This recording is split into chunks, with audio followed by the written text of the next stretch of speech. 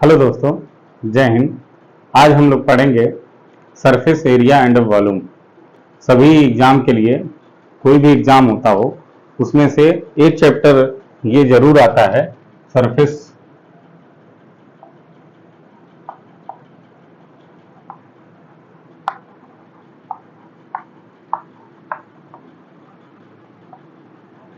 Surface area यानी पृष्ठीय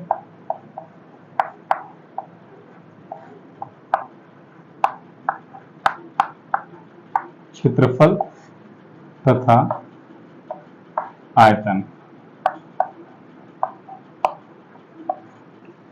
पृष्ठीय क्षेत्रफल तथा आयतन हमको पढ़ना है।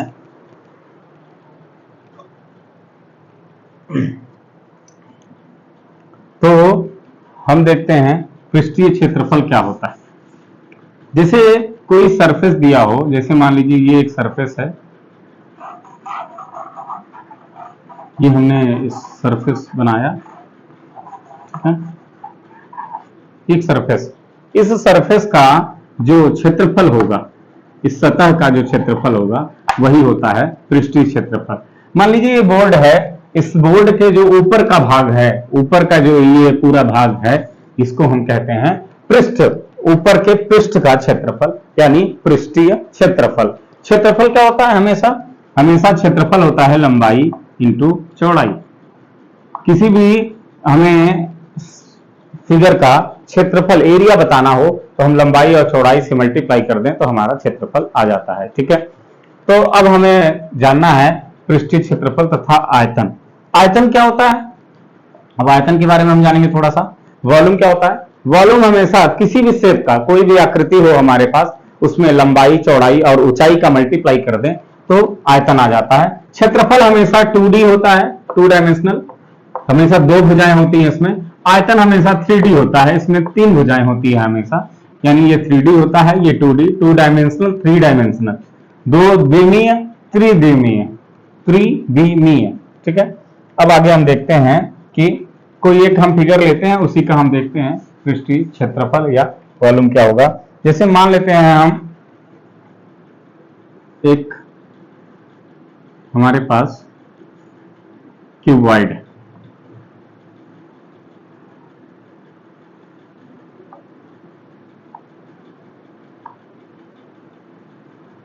ठीक है,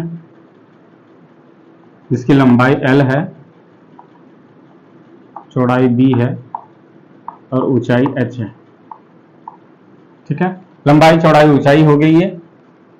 ठीक, ये बना कैसे है? कई सारे आयत को मिलाकर।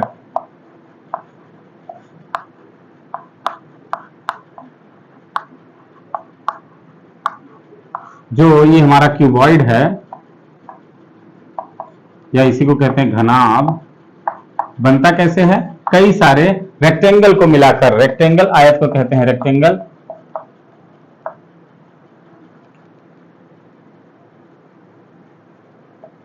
कई सारे रेक्टेंगल को मिलाकर बनता है हमारा क्यूबॉइड। ठीक है, तो इसी का हमें बताना है कि सरफेस एरिया या सारी डिटेल्स हमको इसकी करनी है। ठीक है, ये हमारे सामने क्यूबॉइड दिख रहा है, हम इसके सभी सरफेस को कलर कर लेते हैं। जैसे मान लीजिए ये सामने का है,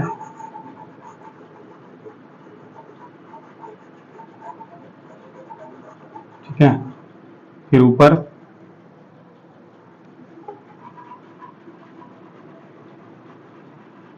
ठीक है, साइड में, ठीक है। तो ऐसे ही अब हम देखेंगे ये हमारा क्यूबॉइड जो है, तो एक रेक्टेंगल आगे की तरफ, एक इसी के जस्ट पीछे की तरफ, एक इधर, एक इधर और एक ऊपर, एक नीचे। यानी अगर हम कहें कि जो क्यूबॉइड के पास है फेस कितनी होती है, फेसेस, फलक कितनी है, तो फलक हैं 6। हमने देखा 6 हैं, क्योंकि एक सामने की तरफ, एक पीछे की तरफ, एक नीचे, एक ऊपर, एक इधर, एक इधर, तो 6 फेसेस होती हैं। ठीक है, अब एड्ज जानते हैं। एड्ज मतलब किनारा कितना है, या भुजाएं कितनी है। तो देखिए एक यहां पे अपने कमरे में जिसमें हम बैठते हैं उसी कमरे में वो भी क्यूबाइड होता है लगभग में, किसी किसी का क्यूब होता है। तो उस कमरे में हम देखें कि जहां हम फर्श पे बैठे हैं वहां नीचे 4 साइड हैं। हमें अपने गिन ले, अगर जहां पे हम कमरे में बैठे हैं तो वहां नीचे 4 साइड होंगी, ऊपर गिनेंगे तो ऊपर भी 4 साइड होंगी, और फिर 4 4 8 हो गई। इधर किनारे किनारे कोने कोने में गिनेंगे तो 4 और होती हैं, तो टोटल 12 होती हैं। हम यहां भी गिन के बताते हैं, देखिए कैसे। जैसे ये है एक, ठीक, ये 4 हो गई, फिर इसके पीछे भी 4 होंगी तो 4, ये 5, ये 6, ये 7, ये 8, ये 9, ये 10, ये 11 और ये 12, ठीक है। टोटल 12 एड्ज होती हैं। और अब बात करते हैं शीर्ष की, ठीक है। तो शीर्ष यानी वर्टेक्स कितने होते हैं? 1 2 3 4 5 6 7 8, ठीक है। ये तो 8 होते हैं शीर्ष या वर्टेक्स, ठीक है। अब हम चलते हैं इसके फार्मूले पे, ठीक। इतनी बातें समझ में आई?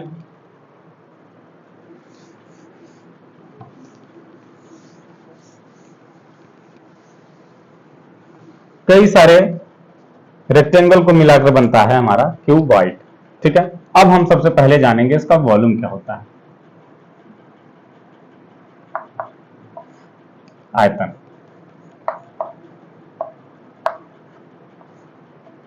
ठीक है।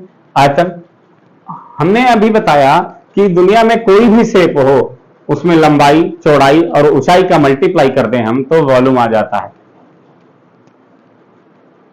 दुनिया में कोई भी शेप हो उसमें हम अगर लंबाई और चौड़ाई और ऊंचाई यानी length into breadth into height से अगर मल्टीप्लाई कर दें तो हमारा क्या आ जाएगा?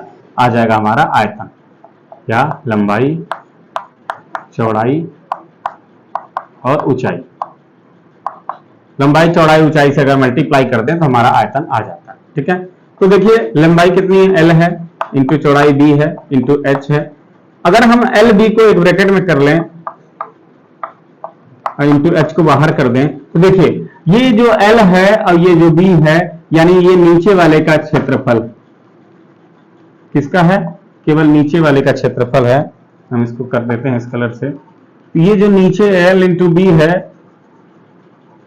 ये इसका क्षेत्रफल है, इसका एरिया है। तो अब हम इसको हम कह सकते हैं कि ये बेस का एरिया है, तो हम लिखेंगे बेस एरिया इंटू हाइट,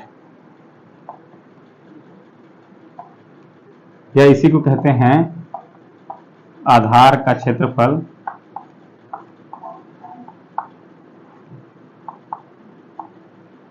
गुणे ऊंचाई।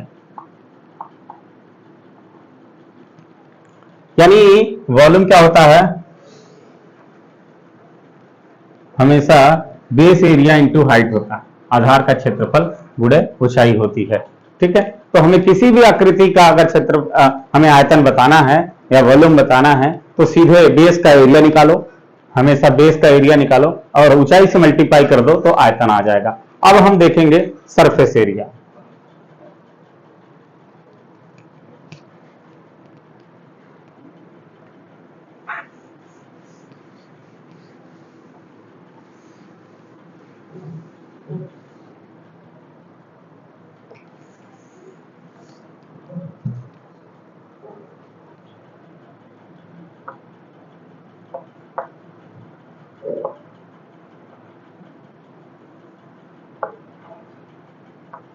सरफेस एरिया दो प्रकार की होती है, पहला lateral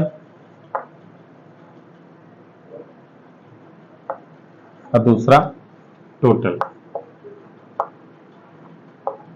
total surface area, lateral surface area, या इसी को कहते हैं कर्व सरफेस एरिया, CSA इसको, सॉरी CSA इसको कहते हैं और इसको कहते हैं TSA यानी टोटल सरफेस एरिया, और ये कर्व सरफेस एरिया, ठीक है। सरफेस एरिया को कहते हैं पृष्ठीय क्षेत्रफल,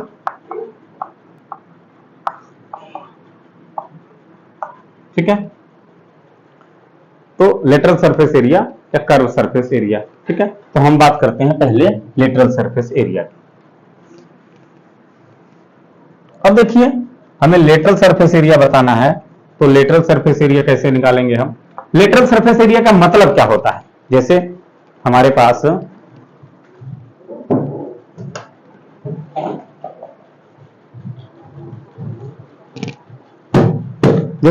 एक क्यूबॉइड है, क्यूबॉइड में हमें लेटरल सरफेस एरिया जानना, ठीक है। क्यूबॉइड में अगर हमें लेटरल सरफेस एरिया जानना है तो इसका मतलब क्या होता है कि हमें केवल सामने से दिखता हुआ एरिया चाहिए, जो हमें चीजें सामने से दिख रही हैं उसी का एरिया चाहिए, हमें ऊपर और नीचे का एरिया नहीं चाहिए। लेटरल सरफेस एरिया में हमें जो एरिया सामने से दिखाई देता है, जैसे इसको हम चारों तरफ घुमा के देख रहे हैं, तो जो एरिया हमें सामने से दिखाई दे रहा है वही है लेटरल सरफेस एरिया या वक्र पृष्ठ। इसी को कहते हैं वक्र। वक्र करके गोल गोल करके हम घुमाएं, जो एरिया